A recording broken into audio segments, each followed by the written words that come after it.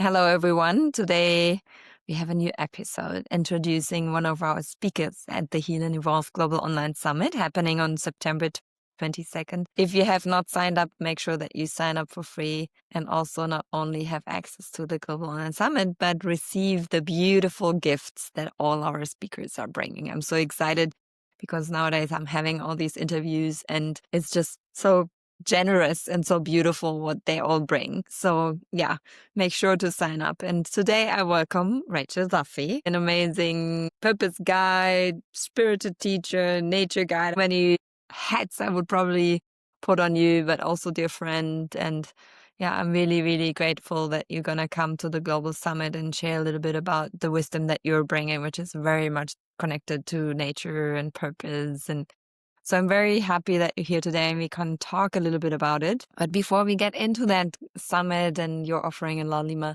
I would love also to ask you, how do you perceive these times? You know, I always speak about we're in this big transition, and also the reason why we set up the summit is to really give people some inspiration and some practical tools how to manage these times that sometimes are a bit shaky and feel a bit unresting. But also, as many others already said, it's a great opportunity if we know how we can maneuver through these times. So I would love for you to share a bit how you perceive these times and what you think is important now for people to focus on or to do or to surrender in. Yeah, thank you so much, Danny. And it's such an honor to be here. So yeah, lovely to be together with you. Mm, Yeah, thank you for that invitation to speak into the times that we're living in. One of mm, my great teachers, her name is Joanna Macy. She recently passed on at the age of 96. She was an incredible earth elder and incredible spiritual teacher.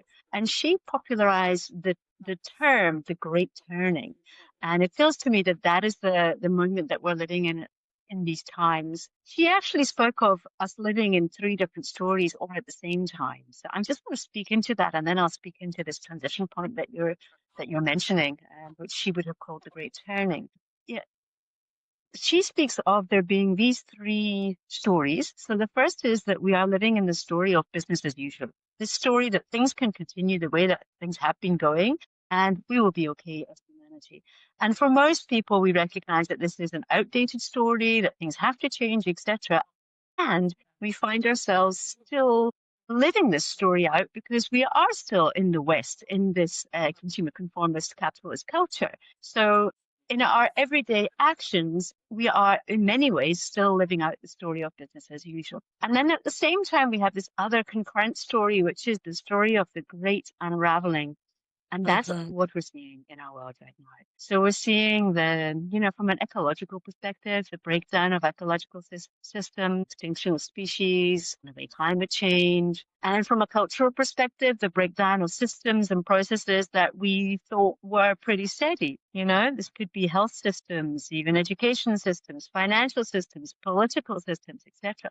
So we're seeing that. And obviously we're seeing the wars and destruction, violence, genocide, across the world as well. So these are the times of the great unraveling. And this third story, which is the story of the great turning. So that is for those who recognize that we are in the times of the great unraveling, but don't want that to have the last. So this is a real recognition that yes, we're in times of collapse and we're in times of renewal.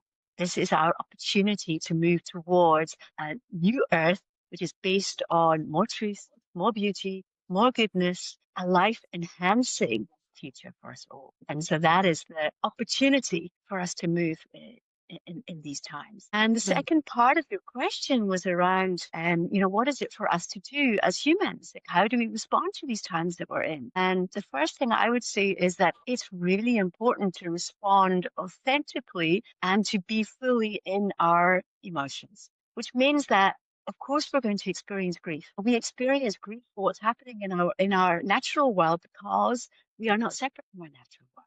Our grief is, in fact, because of our love and our interconnectedness. And it's really important not to bypass that.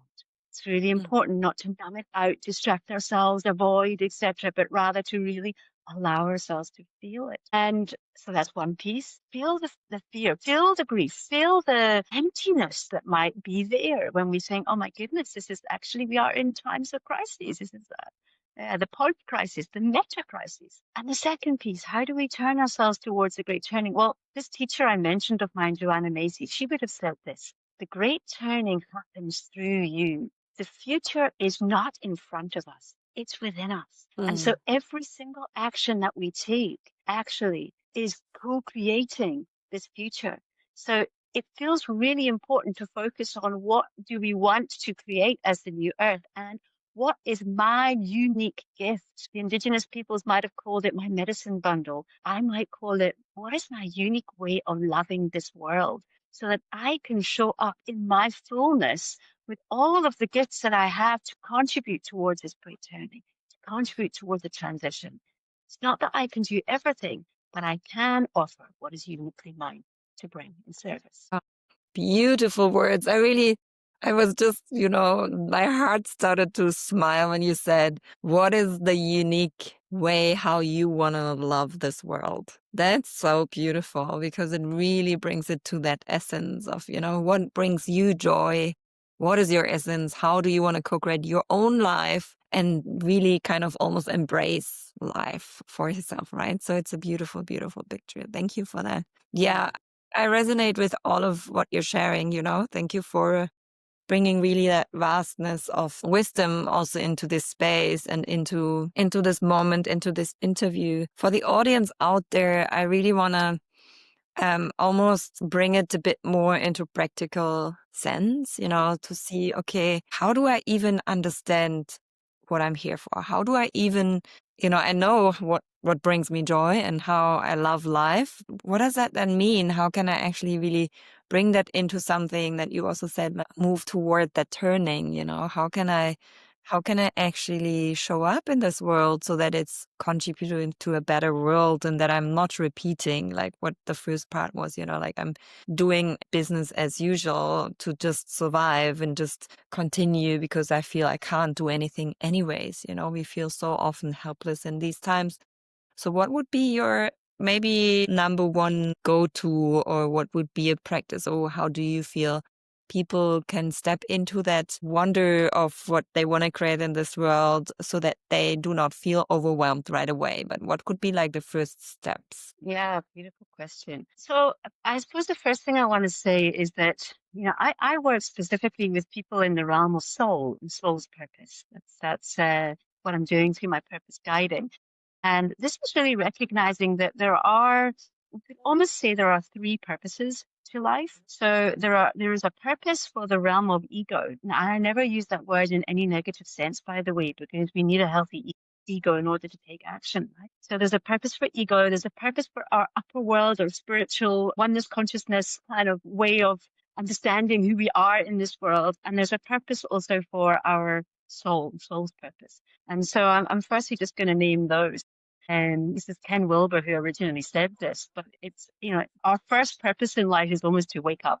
Okay, wake up to the fact that we are these spiritual beings having this human experience, not human beings having spiritual experiences, the other way around. So when we wake up to that, we recognize that the expansion in our hearts and the recognition that we are absolutely not separate from anybody else. And we have this core meta purpose, if you like, to love. So then our second purpose here is to grow up. That's our ego. So how can we move beyond some of our conditioned beliefs, some of the strategies that our ego uses to create, to enable them, to protect us? And then this third piece, which is about showing up. So how can I then show up in my full soul's purpose?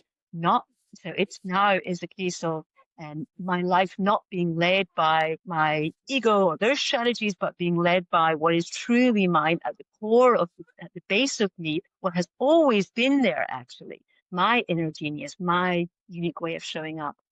So, within that context, what I might say is that for many of us, that piece about, what is mine to bring is hidden beneath some of our ego's protective strategies, or what I might call default purpose. So this is, maybe it's conditioned responses or limiting beliefs or, things that we have been doing since childhood so that we can be accepted and so that we can feel belonging, etc. So for me, it feels like, when we speak of soul's purpose, it's not a case of looking for something over there outside of yourself. It's actually more a case of chipping away at all those pieces that are not really yours to carry or have grown too small for you. And Mm. sometimes I like to use Michelangelo's image. So he was a sculptor, and he used to say the artwork is right there within the marble sculpture. All I have to do is chip away at the pieces that are not really mine to carry. Practically, what can that look like in your life? Well,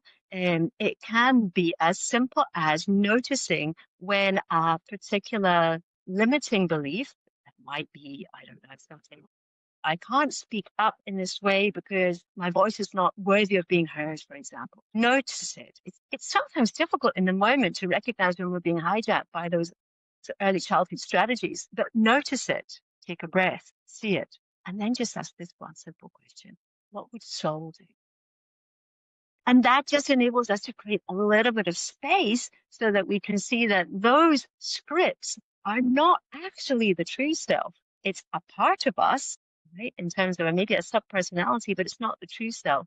And it creates that space for the true self to emerge, for the sculpture, the marble sculpture to be revealed. Yeah, I love that you said, what I'm hearing is this like stripping away everything so that, I always remember how was it Michelangelo who said he's not chopping off the stone, the marble from the statue, but he's actually making him come out because he's always been in there, right? This idea of it's already it's in you, but it's just covered and you might not have access because there's so many thinking patterns or so many other things clouding what actually already you carry in you as your soul's purpose. And I love that you also said in the very beginning of this interview, you said, the one thing that we we need to remember as human beings is to feel, is to come back to our emotion and be in that emotional space because we so much avoid that. And I think that it's almost like I would say, a health crisis, although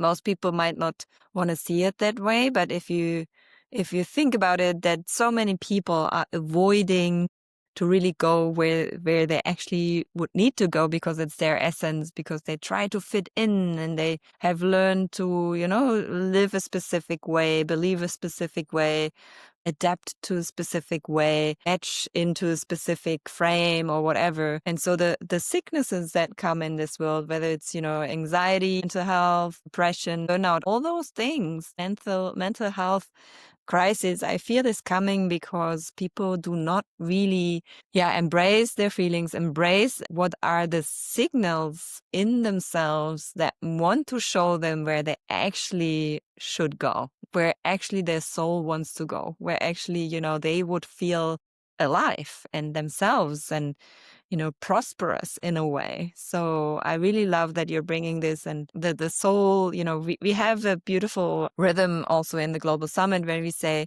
we start with purification and also resetting your purpose. We go through the activation to also these spheres that are opening up so many other opportunities for us to get inspired and, allow this space to exist. But then the last day where you're going to speak is about embodiment and integration and coming back to also these hard-led actions that we want to show up for ourselves in our lives, but also for community. So I really feel that you are bringing a very, very important part into this global summit also, and with the work that you do as a soul and purpose guide anyways. But this all the information you're receiving in this beautiful summit from all these teachers, and there's so many ways you can compare yourself. But in the end, it really comes back to yourself and to really allowing yourself to strip naked, basically, and search for the gems and search for the things that are within you already and that want to shine and that want to come out. And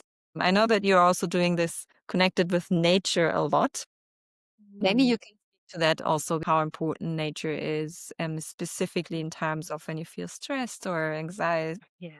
One of the reasons why we use those early childhood strategies of protection and so on is often because we're seeking acceptance and belonging.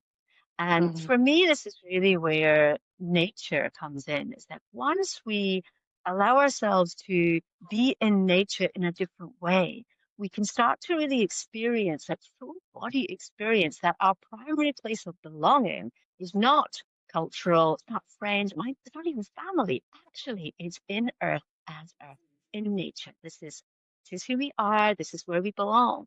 And that with that comes a real expansiveness. And so that's the first piece that I'd love to speak into. One of the practices that we can do here is to go into nature. I mean, even if you live in a city, we can do this by finding a plant, for example, but ideally somewhere in wild nature. And to allow yourself to really open up all of your senses, right? So what are you hearing? What are you seeing in full detail? Like, what are you smell, taste, even touch, of course, with permissions. I always say, with consent and permission, and even with the plant beings, and to learn to commune with nature. What does that mean? It means that we interact in a particular way. So if we are touching a tree, for example, we can also recognize that at the same time, there is reciprocity. We are also being touched by that being, because every being in nature, be that a tree, be that a flower, bird, a frog, a river, all of those things are alive and animate. And yeah, we are in relation with all of those things. So yeah, this is how we can shift our relationship with nature so that we allow ourselves to really feel that belonging in this bigger web of life. Now, Beautiful. you also spoke of sometimes when we're feeling depressed or anxious or grief, even some of those big emotions. And first of all, the importance of feeling those things. So one classic definition of depression is actually it is a sign of repressed emotion. Okay? Because we want to numb ourselves, distract ourselves from the grief that we might be feeling about what's happening in our world.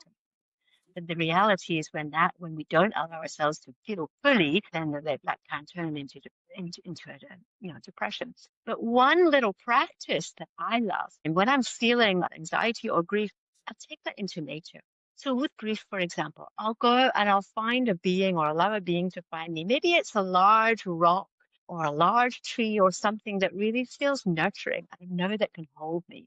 And I just sit with that tree and I ask it if I can share with it my grief. And I tell it the story of my grief or allow my grief to come out in ways that are not words, and just know that no matter what is happening, the earth can always hold us. Yeah, beautiful. I can resonate with that. When you go into nature, you just received as you are and welcome as you are. And that's really beautiful. Sure that you also have an idea for our audience. How would you guide people to say, okay, go in nature, find a spot somewhere, sit down, whether it's the ocean or a tree or whatever? What is a question that people can ask to listen to their soul's voice? So here's a little practice that I like to use when I'm making any kind of key decision, but you can use it with any question actually that feels alive in you at any point in time. So I'll briefly explain the practice. It's called a soul walk.